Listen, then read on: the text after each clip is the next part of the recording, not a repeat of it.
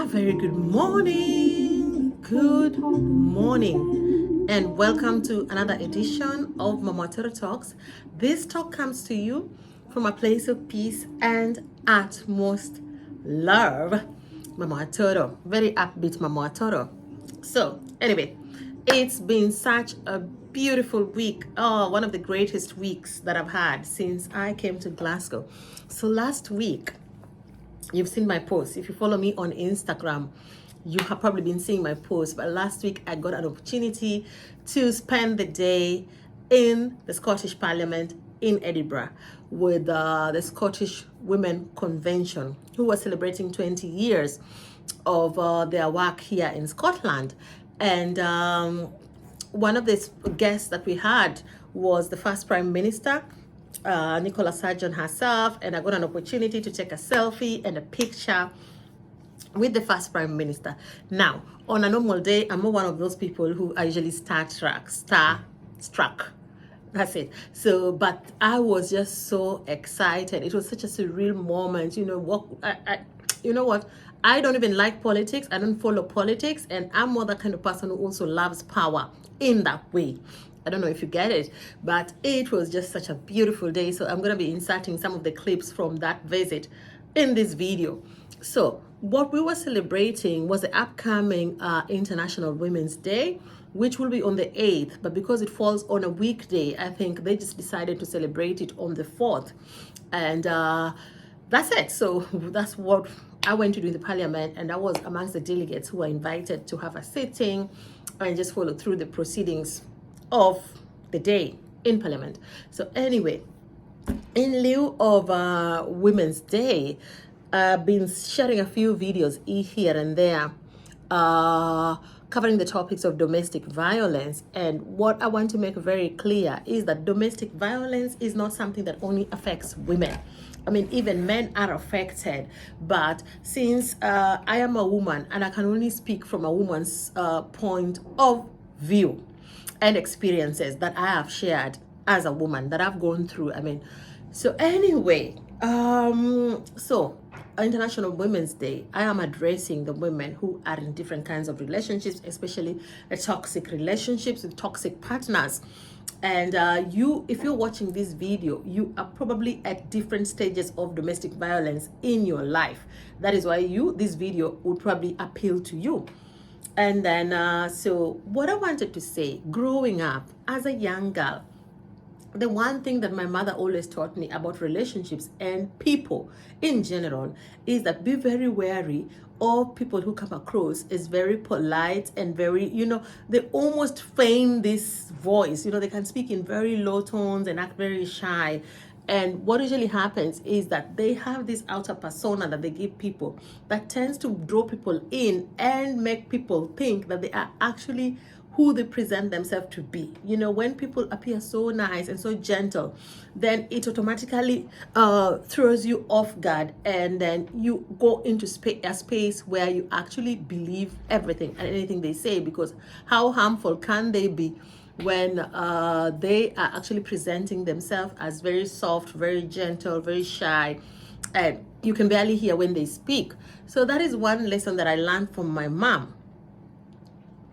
I'm recording. Can you close the door? Sorry.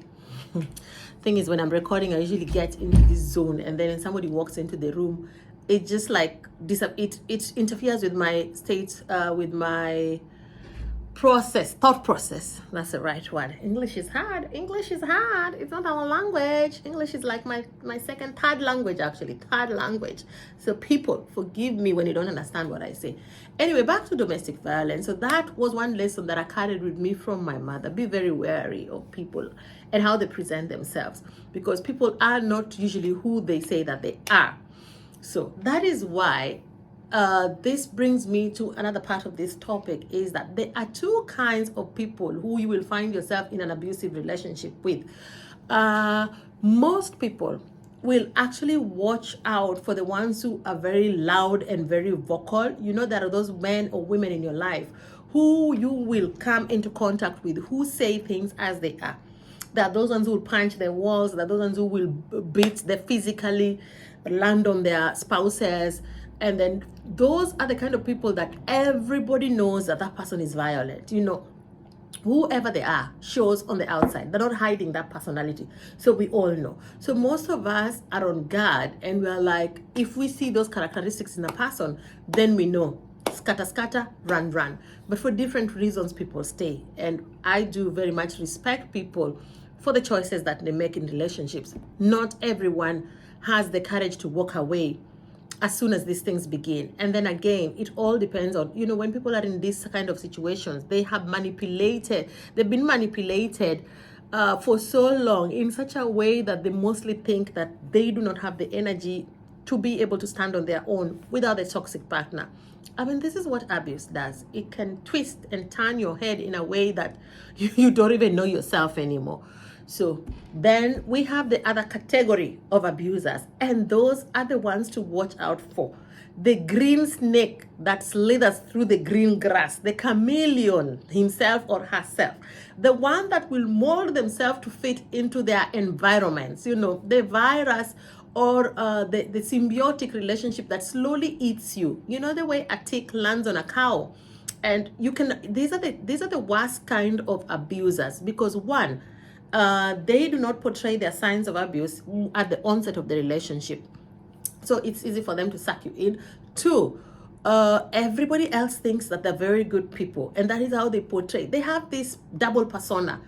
And then, so what they show to the world is not the way you experience them. And usually what happens is that when you're in a relationship with such a person and you try talking to people and you tell them what you're going through, people are gonna be like, it cannot be. They will definitely most probably believe that other person first, because this person has built such a strong network with the outside world, with your circle of friends, with your family, that most of the times you are the one who will appear to be the bad person. Because again, somehow such people always tend to be involved with people who are very loud. So then there's the loud partner, man or woman, and then there's a very gentle, very polite, very loving, very kind partner. And then, so who will be believed more? Even a child will believe the one who appears gentle. So then that's how it works. So then you're left in a state of confusion and you don't know what to do. You are depleted, totally depleted from the so many things that have happened in the relationship. You are abused emotionally in a way that you will not even understand. At the beginning of the relationship, it will take a while. When you're dealing with people who are so quiet, so soft, so nice, so shy, it takes a while for the abuse to sink in. By the time they show you their true personality, they actually act like, where we come from, they say rats can, in my traditional tribe, the Luo language, they say, oyeyo makai tokudi. They'll be biting, and then they'll bite you, and then they put a band-aid on it. They'll be so bad, and then they'll be so good, so you forget the bad, and then the next time, it comes and goes. It comes and goes. Like they have a double personality. So it's in the way they say things. And what is interesting is that sometimes you will be verbally abused in the way that it doesn't even sound like abuse. It might be said in the most gentle and softest of voices, that by the time you go and sit down and then recollect your thoughts and gather your thoughts for the day, you are like, what did that person just tell me? It sinks in later. So that is what happens. They will use words to try and bring you down. It will be about your dressing. It will be about your body. It will be about everything. Or they can also go into this kind of tactics where they just sort of like ignore you. You might be living in the same house, but they will behave like you are a ghost in the house. They can, after getting into the relationship with them, they will get to a stage where they will devalue you, they'll discard you, and then you are just a piece of furniture in the house. Like they don't recognize your presence. It doesn't matter if you come and go. It doesn't matter if you wear Gucci, Prada, or the most expensive outfit. It doesn't matter if you don't exist. You do not exist. You do not feature in my space. And those are some of the things that can drive anyone crazy. When you're in a relationship with somebody, you are thinking that you are walking together, but then you come to realize that you are actually in a relationship with yourself. you are dating yourself. The other person is not involved. You are running your own race, and it could take a while.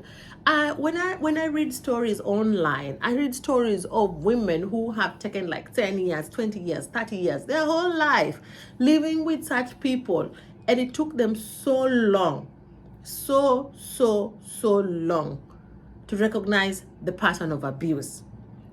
So I always tell myself that in my dating life, I have dated an overt narcissist, and I have dated a covert narcissist as well. I know that these days the word narcissism is thrown around carelessly here and there, but I did my research. I just sat down and did my research for like a period of like 2 years, read a lot of articles, watched a lot of videos. You know, you don't just throw a label on people. You really have to be sure that what you're dealing with is narcissistic abuse. And maybe one day I'll go into great length to explain how narcissistic relationships work. But at the moment, let's not give them big labels. Let's just call it small names: abuse, toxic. So that is what happens. So really, truly watch out. Watch out, especially for these ones who come like a snake, a green snake in the green grass. Before you know it, you will be depleted. You'll be financially abused. You know, you'll not even be in charge of your finances. You'll be going to work and then they reap the benefits. You will have lost your self-esteem. You will lose yourself. If you had dreams, you will tell you what, kid you not, you'll find yourself like a dry bone standing in the middle of the desert in the hot sun, dehydrated, without no compass, no north, no south. So that is what happens when you're done with a toxic relationship. And it's not even funny, because these things can actually set you back. And like, hey, recovering from these things, recovering from abuse can take many generations. Because then what happens is that if you're involved with an abusive person, then you go ahead and have maybe children with them. The abuse continues through your children. They're not going to spare your children.